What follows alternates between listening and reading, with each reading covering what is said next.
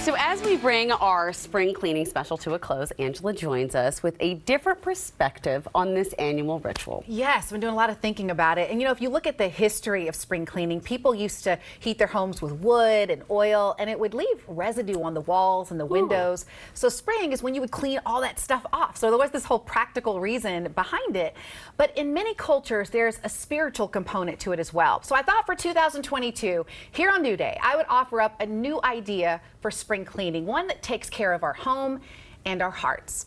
Let's face it, there are some parts of the home we just don't have time to clean as regularly, or perhaps they're just overlooked. Those baseboards or hard to reach areas like ceiling fixtures, and the dust that lingers can be problematic. It contributes to allergies and can contaminate the air. Sometimes we don't even know it's causing a problem. It reminds me of something else we all deal with, that thing that someone did to you or said that you just have not let go of. You can't really move on, and deep down, let's say you're not hoping that they have good fortune. So it ends up being a lot like dust, hanging around, causing issues that you aren't even aware of. Meanwhile, mounting medical research shows holding on to those hard feelings is dangerous to your health. Some call it toxic anger. One published study found an increase in coronary artery disease. You see, anger and hostility produce the stress hormone cortisol. That stress suppresses your immune system, making you more prone to all kinds of health problems. So the big question, what do we do, especially if what happened to you was awful? How do you do it? That is the big question. But first, let's make very clear what forgiveness is not. Robert Enright founded the International Forgiveness Institute, that is a thing, and he says forgiveness is still very misunderstood. They think that what's really happening is you're caving in to another's nonsense. So that what they're really saying is, if I forgive you, I'm going to say what you're doing to me is okay, and I'm going to have to go back into this relationship or back to this job and give in and die. Okay? That's not what forgiveness is. Forgiveness grows up with justice. That sounds very pretty, but how do you do it? Okay, I did a lot of research on this topic in the last week, and the common theme is that true forgiveness requires us to see the person who harmed us as human, and that can be hard depending on the offense. To widen their story of who the other is who hurt this person. In other words, the one who hurt me is more than the offenses against me. This is a human being who is faulty, as I am, who commits errors, commits injustices, but also might be confused. This is hard work. Forgiveness may be a choice, but it does not happen overnight. It's a process that can take time. But research has proven it is definitely worth the effort for our physical and mental health. When someone harms us or someone we love, it has this way of changing us. Yes. And with spring being a time of renewal, I can think of no better ritual than to look at the things around us and perhaps in us to make sure that change is ultimately for the better. Okay, wow, you made me sit up and take notice today in a way that I hadn't even realized I needed to. Yeah. So thank you for that. Of course, it's hard. I mean, I have my own feelings on this too.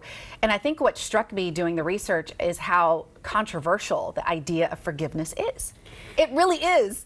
When you realize it, like what he said of it's okay for you to do this to me, but I get it. But like you said, like with the dust, this lingering, because there are people in my life that I haven't quite forgiven. And when you said that, I realized I haven't.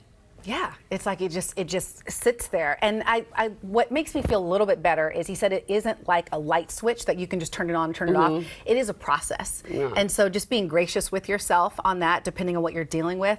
But I do relate to the idea that if I let it go and live my life, and is that letting them think it's okay? And that's the hard part. Do you have to tell that person they're forgiven, or can you just forgive them? Absolutely not. And you could still expect, depending on what the issue is, for a punishment to happen. It just means that you are able to let it go and move through and see them for who they are as humans. When you say it like that, is that kind of like having empathy for that person?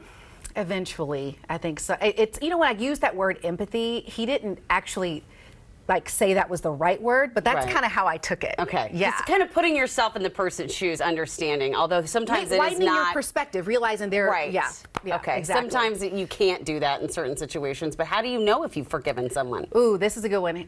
He said, when you can wish them well. Oh. I mean, I'm not. I'm not there I'm not yet. Meg. I'm not God. Okay.